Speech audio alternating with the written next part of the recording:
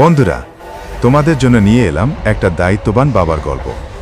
একদিন তার আদরের ছেলেকে নিয়ে যাচ্ছিল ঘুরতে। তার ছেলের ট্রেনে ওঠার খুব শখ। বন্ধুরা, তোমরা ভিডিও দেখার সময় সাবস্ক্রাইব করে দিও মনে করে, না হলে আমি কষ্ট পাবো।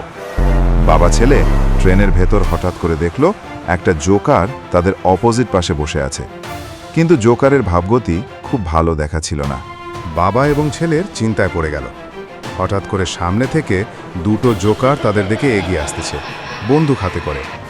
কিন্তু সেখানে বাবা ছেলে একটুও ভয় পেল না।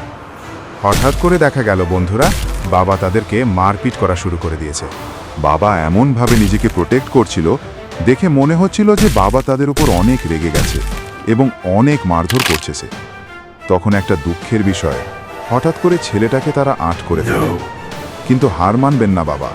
হঠাৎ করে তারা একটা ভুল সিদ্ধান্ত নিয়ে ফেলে, ছেলেটাকে বাইরে ফেলে দেয় এবং বাবাও সাথে সাথে বাইরে লাফ দিয়ে ছেলেকে বাঁচানোর চেষ্টা করে।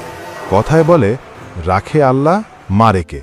ছেলেটা ভাগ্যক্রমে এখনও বেঁচে আছে এবং বাবাও তাকে অনেক খোঁজাখুঁজির পর অবশেষে খুঁজে পেয়েছে। এরপর তারা আবার স্বাভাবিক জীবনে ফিরে যাওয়ার চেষ্টা চালিয়ে যাচ্ছে। শোনা বন্ধুরা, তোমরা এমন সুন্দর সুন্দর গল্প পেতে আমাকে সাবস্ক্রাইব করে রেখো এবং তোমরা সবাই তোমাদের খেয়াল রেখো।